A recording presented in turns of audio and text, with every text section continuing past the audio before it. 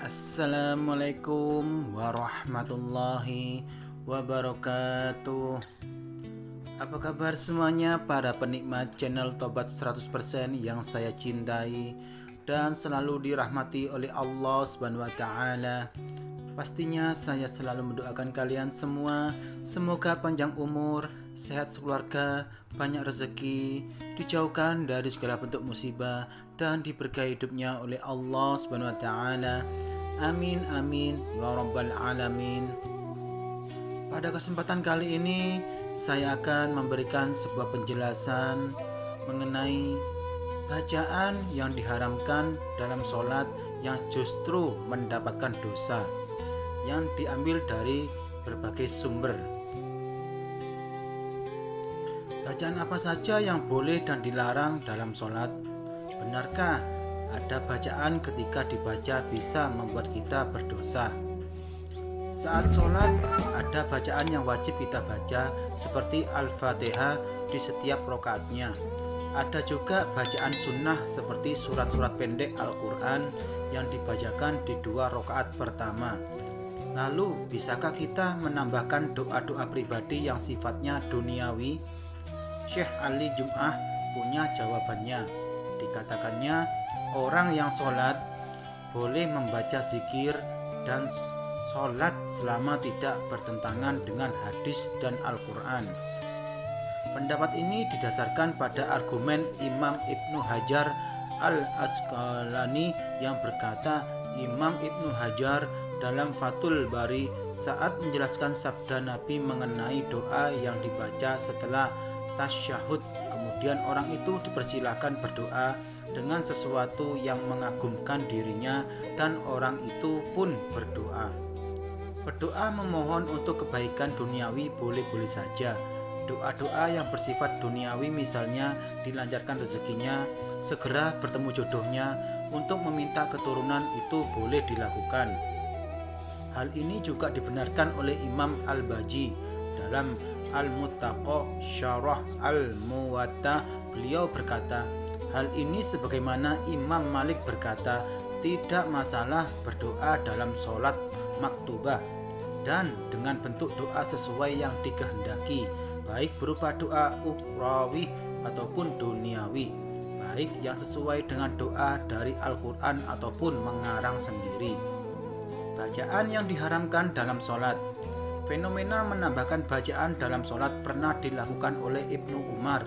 Dalam kalimat syahadat, Ibnu Umar berkata, tidak ada sekutu baginya dan aku bersaksi bahwa Muhammad adalah Rasulullah.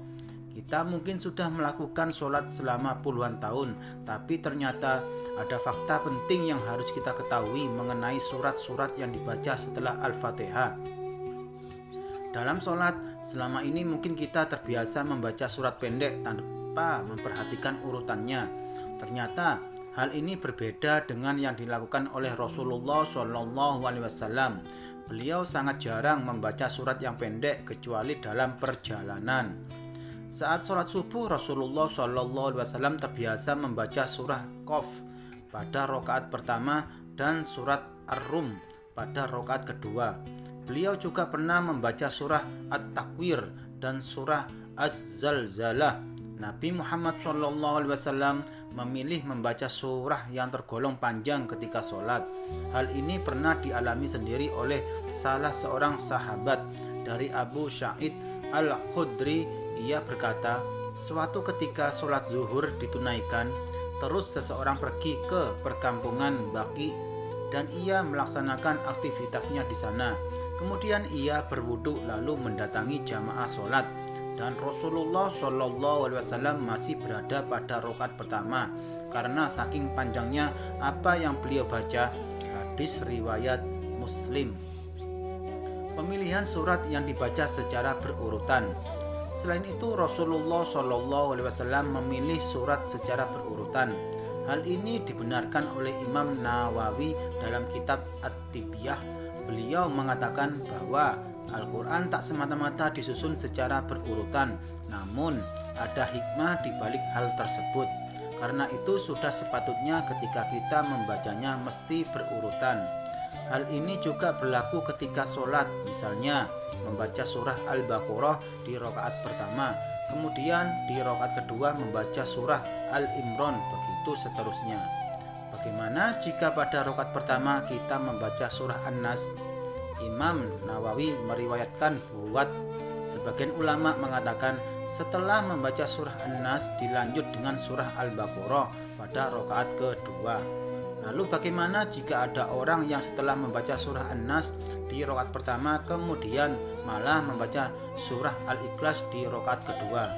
Imam Nawawi menyatakan bahwa hal ini tidak dihukumi boleh, walaupun ada sebagian ulama yang juga membaca surah-surah secara tidak berurutan dalam sholat.